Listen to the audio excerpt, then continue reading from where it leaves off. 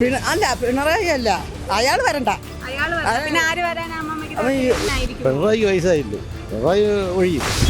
പ്രകൃതി വരെ ശോഭിച്ചിരിക്കുകയാണ് പിണറായി വന്നതിൽ. അതെന്തുകൊണ്ടാണ് വിജയിക്കാൻ സാധ്യതയില്ലാത്തത്? അനുഭവിക്കുകയല്ലേ. പക്ഷെ പ്രതിപക്ഷം ഇല്ലല്ലോ. പ്രതിപക്ഷത്തിൽ മുഖ്യമന്ത്രി കോട്ടം തെച്ച് ഇട്ടുകൊണ്ടിരിക്കുന്ന 8-10 പേരുണ്ട്. ജനം മടുത്തില്ലേ? ലോകത്ത് നിങ്ങളൊക്കെ ജീവിക്കുന്ന ഈ ലോകത്തല്ലേ. പാവങ്ങൾക്ക് ഒരു കാര്യം ചെയ്യണില്ല. കുറച്ച് റേഷൻ അരി പുഴുത്ത അരി ഇറപ്പം അത് ആയാ പണ്ടങ്ങനെ തന്നെ ഇരുന്ന. കേരളത്തിൽ തിരുവനന്തപുരത്തിൻ്റെ എന്തെങ്കിലും താമര വിരിയണ സുപാടാണ്. വിലക്കയറ്റവും ആളുകളെ ബുദ്ധിമുട്ടുകളും ജീവിക്കാൻ നിവൃത്തിയില്ലാത്ത കണ്ടീഷനായിരിക്കും.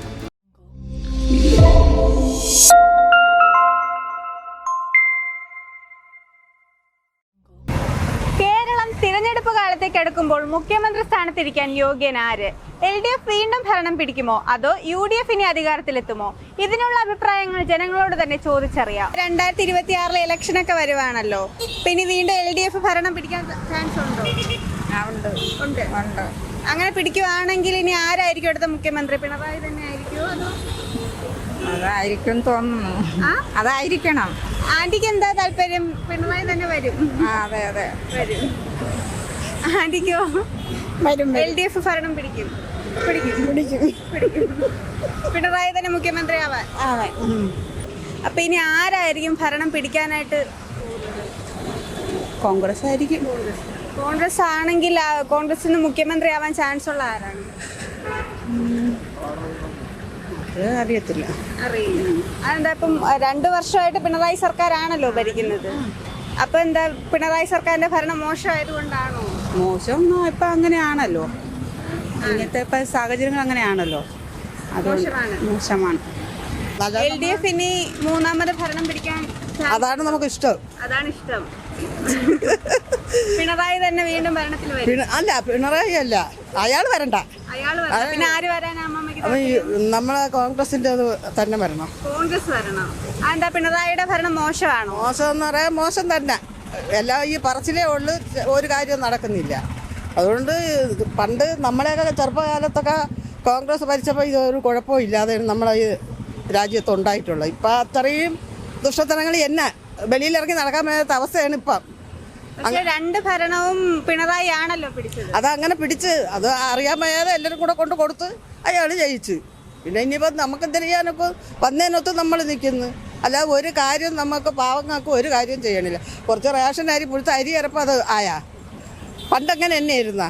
ഇന്ദിരാഗാന്ധിയൊക്കെ ഭരിച്ച കാലത്ത് അങ്ങനെയൊന്നുള്ളത് പെണ്ണുങ്ങൾക്ക് സുഖമായിട്ട് നമുക്ക് നടക്കാം. ഇപ്പം കൊല്ലയും കൊലപാതകങ്ങളും നടക്കണ്, പിള്ളേരെ പീഡിപ്പിക്കണ, ഇതെന്തെല്ലാം ഈ ലോകത്ത് നടക്കണ്.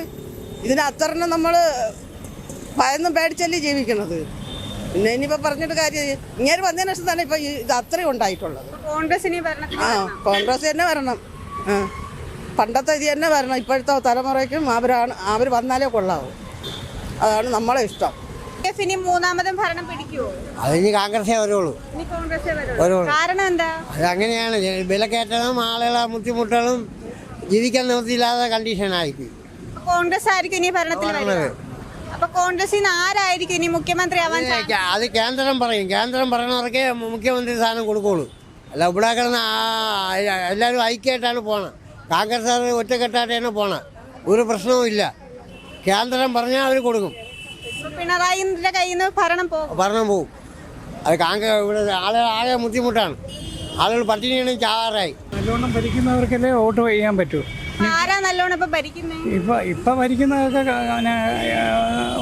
അല്ല, കാര്യമായിട്ടൊന്നും ഭരിക്കുന്നില്ലല്ലോ. ഇതിപ്പോ വോട്ടേഴ്സ് ലിസ്റ്റിൽ പേരില്ല. അതിന്റെ കാര്യത്തിന് വേണ്ടിയാണ് ഈ കോർപ്പറേഷൻ ഓഫീസിൽ വന്നത്. അപ്പം ഈ തെരഞ്ഞെടുപ്പിൽ LDF വിജയിക്കാൻ സാധ്യതയുണ്ടോ? ഒരിക്കലും ഇല്ല. അതെന്തുകൊണ്ടാണ് വിജയിക്കാൻ സാധ്യതയില്ലാത്തത്? അനുഭവിക്കുകയല്ലേ.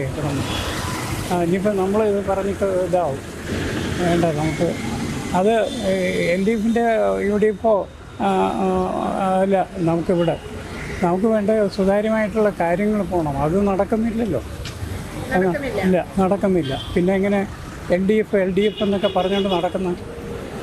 കോൺഗ്രസ് ആയിരിക്കും ഇനി ഭരണത്തിൽ വരിക. കോൺഗ്രസ് ഒന്നും വരുന്നില്ല, BJP ആയിരിക്കും വരും. BJP വരും. BJP ആണെങ്കിൽ അതിൽ നിന്ന് മുഖ്യമന്ത്രി ആവാൻ ചാൻസ് ഉള്ള ആരെങ്കിലും ഉണ്ടോ? രാജീവ് ചന്ദ്രശേഖർ തന്നെയാണ്. കോൺഗ്രസ് ഭരണത്തിൽ വരുമോ? ഞങ്ങൾ കമ്മ്യൂണിസ്റ്റുകാരാണ്. കമ്മ്യൂണിസ്റ്റ് ആണ്. ഇപ്പം പിണറായി വീണ്ടും ഭരണം പിടിക്കും. പിടിക്കും. നല്ല ഭരണമാണ്. ഇവര് രീതി അനുസരിച്ച് നിൽക്കുന്ന ഒരാളായാലും ജയിക്കും. ആരായാലും പ്രശ്നമല്ല. LDF ഇനി ഭരണം പിടിക്കുമോ മൂന്നാമത്? പിടിക്കുമെന്ന് തോന്നുന്നു. ചേട്ടൻ എന്താ ആഗ്രഹം? LDF ഭരണം എന്നാണോ? എനിക്ക് അത് പറഞ്ഞാല് ഞാൻ ഈ കോൺഗ്രസ് കമ്മ്യൂണിസ്റ്റിലാണ്. കമ്മ്യൂണിസ്റ്റിലാണ്. LDF ഇനി ഭരണം പിടിക്കുമെന്നാണ്. പിടിക്കുമെന്നാണ് എനിക്ക് തോന്നുന്നത്. ഇപ്പം അടുത്ത നിയമസഭ ഇലക്ഷൻ വരുവാണല്ലോ 2026. അപ്പൊ ആരായിരിക്കും അടുത്ത ഭരണം പിടിക്കാൻ ചാൻസ്? ജനങ്ങൾ വോട്ട് ചെയ്ത് തീരുമാനിക്കണ്ടേ? അല്ല, ചേട്ടന്റെ അഭിപ്രായത്തിൽ LDF മൂന്നാമതും ഭരണം പിടിക്കുന്നുണ്ടോ? LDFന്റെ ഭരണം, പക്ഷെ പ്രതിപക്ഷം ഇല്ലല്ലോ. പ്രതിപക്ഷത്തിൽ മുഖ്യമന്ത്രി കോട്ടും തെച്ച് ഇട്ടുകൊണ്ടിരിക്കുന്ന 8-10 പേരുണ്ട്. പക്ഷെ അതെങ്കിലും 1-2 വ്യക്തികൾ കേന്ദ്രീകരിച്ചിട്ട് ഇടതുപക്ഷമല്ല മറ്റേ വലതുപക്ഷ പാർട്ടികൾ വിചാരിച്ചാൽ വിജയിക്കാൻ സാധ്യതയുണ്ട്. ആരായിരിക്കും കോൺഗ്രസിൽ നിന്ന് മുഖ്യമന്ത്രി സ്ഥാനത്തേക്ക് എത്തുക? അതിപ്പോൾ പടലപ്പിണക്കങ്ങളാണല്ലോ. അത് അവർ ഒരു ഫൈറ്റ് ചെയ്തതിന് ശേഷം ആരാണ് ഗുസ്തിയിൽ വിജയിക്കുന്നത് അയാൾ ആയിരിക്കും. LDF ആണ് ജയിക്കുന്നതെങ്കിൽ പിണറായി തന്നെ ആയിരിക്കും. പിണറായിക്ക് വയസ്സായില്ലേ, പിണറായി ഒഴിയും. പിന്നെ അടുത്ത ചാൻസ് ഉണ്ടെങ്കിൽ അതിപ്പോൾ നമുക്ക് പറയാൻ നോക്കില്ല, പാർട്ടി തീരുമാനിക്കണ്ടേ. ചേട്ടന് ആരാണെന്നാ തോന്നുന്നത്?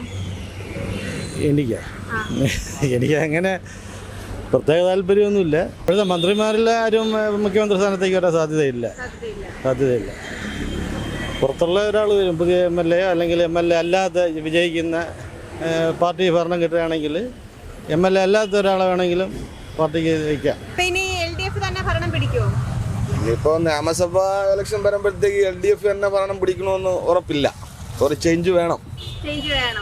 അടുത്തത് കോൺഗ്രസ് ആയിരിക്കുമോ BJP ആയിരിക്കുമോ? അത് പറയാൻ പറ്റൂല. അത് ജനങ്ങളാണ് തീരുമാനിക്കണമല്ല, നമ്മളല്ല. ജനങ്ങൾ ഭൂരിപക്ഷം കൊടുക്കും. അതായത് ആര് ഭരണം വേണമെന്നുള്ളത് ജനങ്ങൾ തീരുമാനിക്കും. ഇത് പറഞ്ഞു തെറ്റില്ലല്ലോ, അവർ തീരുമാനിക്കും.